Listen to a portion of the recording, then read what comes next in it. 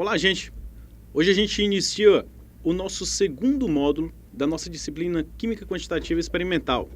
Antes de tudo, eu quero reforçar o meu pedido de participação de vocês nas atividades de plataforma, desenvolvendo as atividades do fórum, as atividades que são propostas presencialmente. Então é necessário que você esteja sempre assíduo, que você esteja sempre participando dessas atividades, porque em determinados momentos da nossa aula de hoje, talvez alguns pontos possam não ficar tão claros, mas durante as atividades de fórum que eu estarei participando juntamente com os demais professores, nós estaremos tirando as dúvidas de vocês, toda e qualquer dúvida que possa surgir.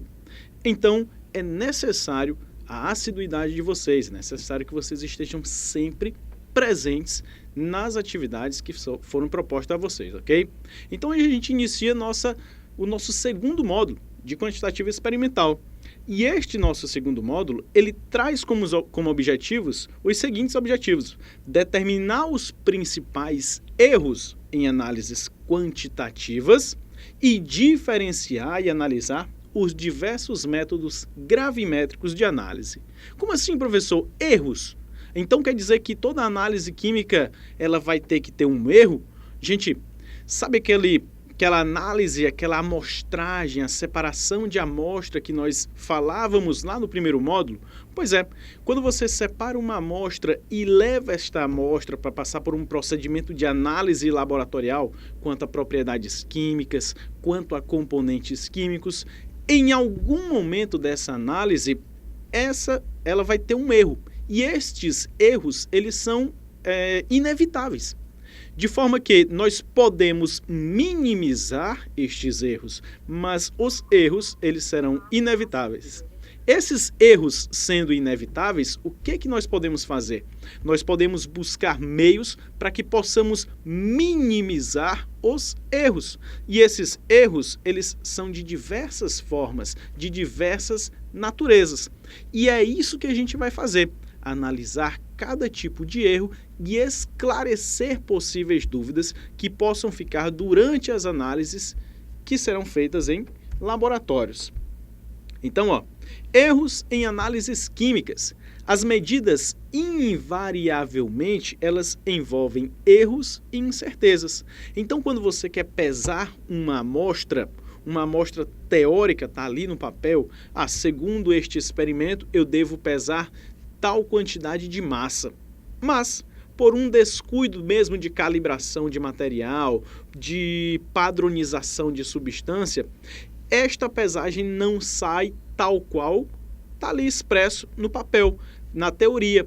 Então, na prática, nós teremos alguns erros que serão inevitáveis. Então, esses erros são causados geralmente por padronizações ou calibrações mal feitas ou ainda por erros propriamente humanos.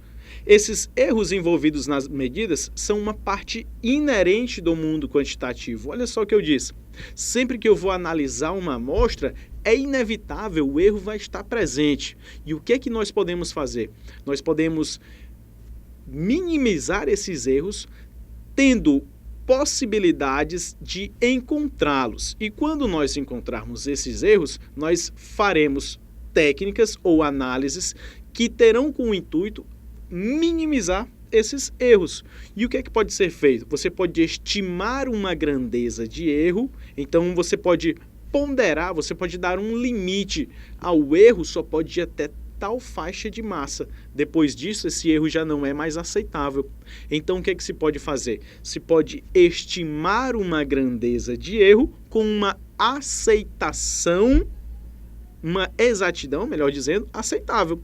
E esse erro, o que é que diz? Diferenças existentes entre um valor medido e o valor teórico ou valor verdadeiro. Então, o que é o erro? O erro é aquele valor que você obteve e que vai diferenciar-se do valor verdadeiro. Então, é um valor medido pelo valor verdadeiro. Então, isso é chamado de erro, essa diferença entre o valor que você mediu e o valor teórico, aquele valor verdadeiro que foi proposto em determinada prática experimental, ok? Digamos que você tenha que pesar 0,85 gramas, 850 gramas de nitrato de sódio ou nitrato de níquel com tungstato de sódio para poder formar o tungstato de níquel. Mas você não pesa você não pesa exatamente isso, você vai pesar algumas frações a mais ou a menos com o uso da balança analítica, que é uma balança bem precisa. E esses erros não serão causados apenas por ação sua, por ação humana. Serão causados pela padronização, por calibração, essa é a palavra, calibração mal feita, por exemplo, das balanças, por limpeza dos reagentes, por impurezas presentes nos reagentes, ok? Então, o que se pode fazer é minimizar esses erros. As incertezas de uma medida não podem ser completamente. Olha só o que ele está dizendo, ó. As incertezas de uma medida, elas não podem ser completamente eliminadas. Eu não consigo realizar uma análise química quantitativa eliminando todas as incertezas possíveis, ou seja, obtendo todas as certezas possíveis. O que se pode fazer? Eu posso estimar um valor verdadeiro para que nós possamos nos aproximar deste valor verdadeiro.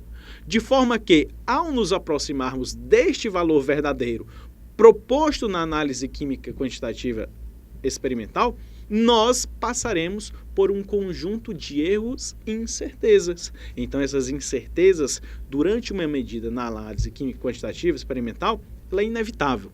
Ela vai estar inerente, ela vai estar presente em uma análise quantitativa. Infelizmente, olha só, não há um método simples e amplamente aplicável para a determinação da confiabilidade dos dados com certeza absoluta. Então, eu não tenho um método 100% confiável ao qual eu posso atribuir essa análise e este método vai me dar 100% de certeza de pureza de uma substância, por exemplo. Eu faço o recolhimento de determinada massa de solo e quero saber quais são os constituintes presentes naquela massa de solo. Durante uma análise quantitativa experimental, provavelmente, erros serão previstos e erros serão realizados, inevitavelmente.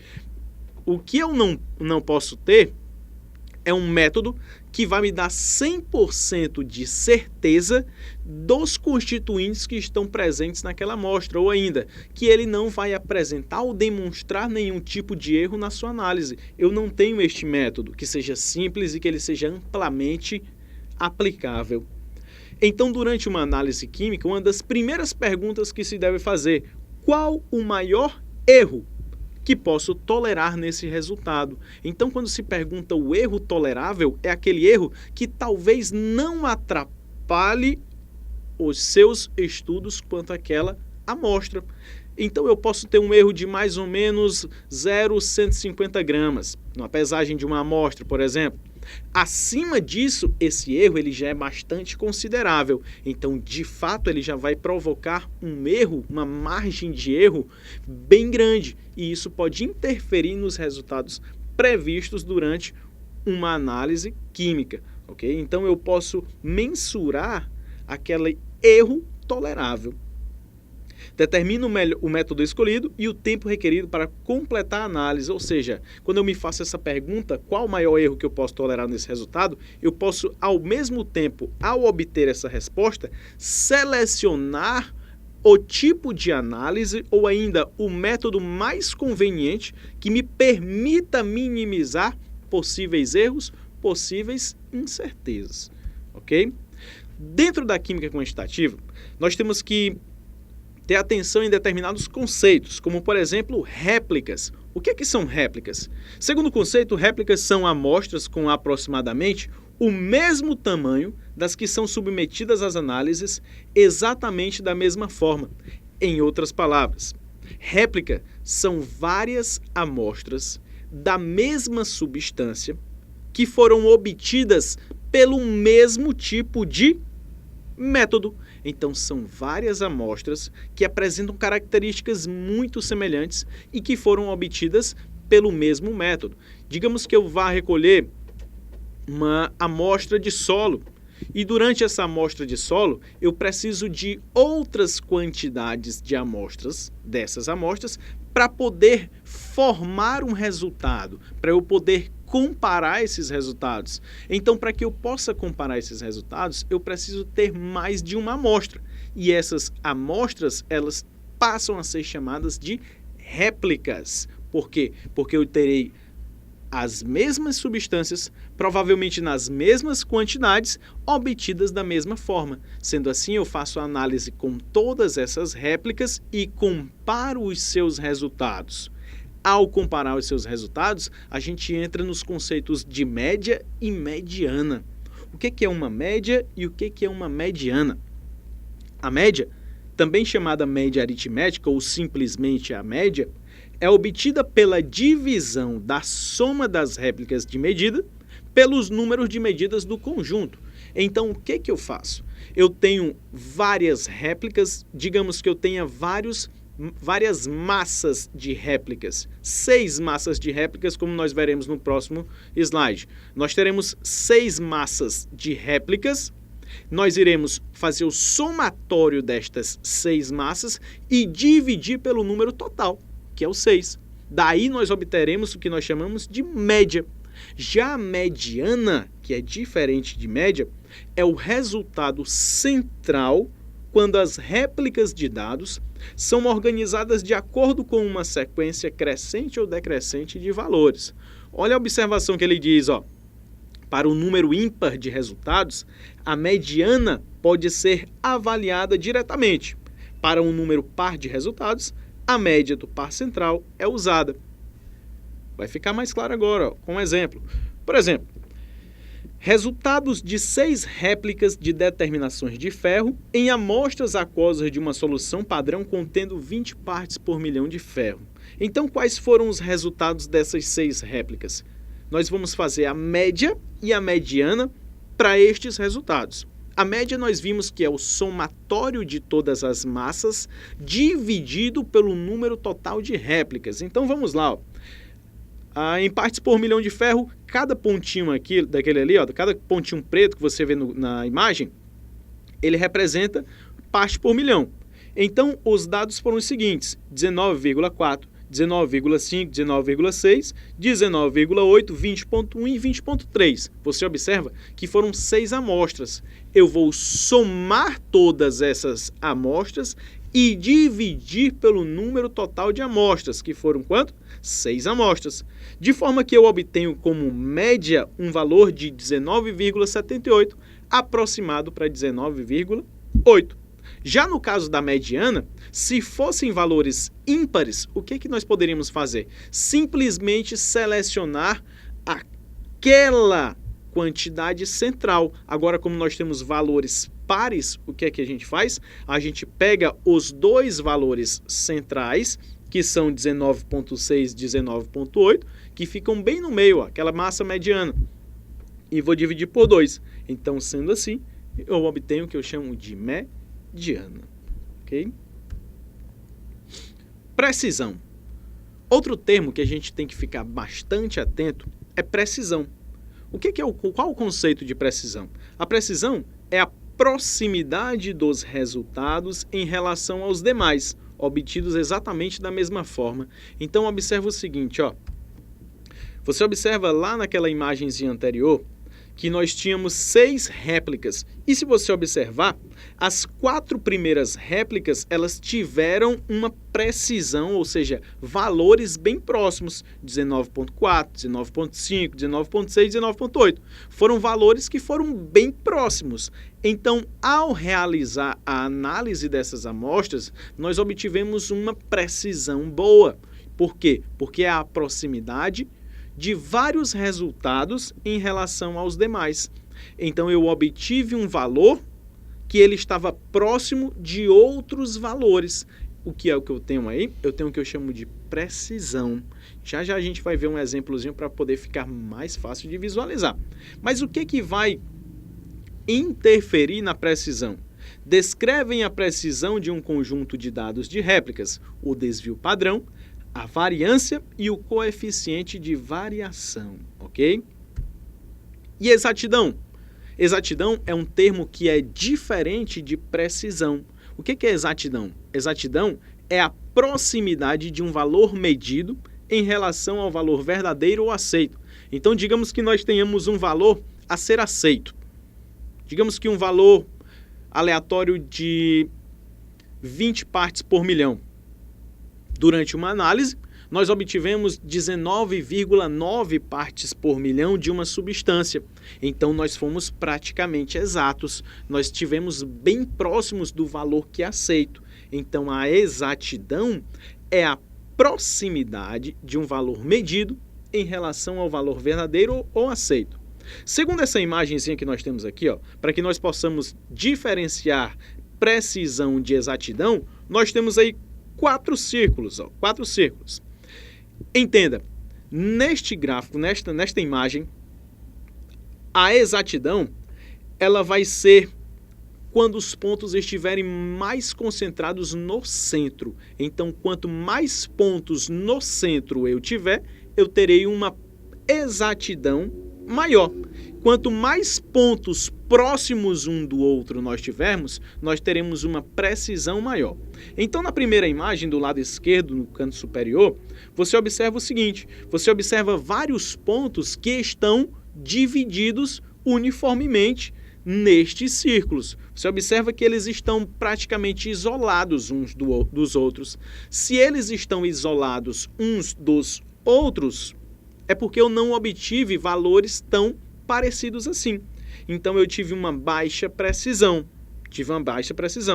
E se esses valores, esses pontinhos estão longes e distantes do centro, a minha exatidão também foi baixa.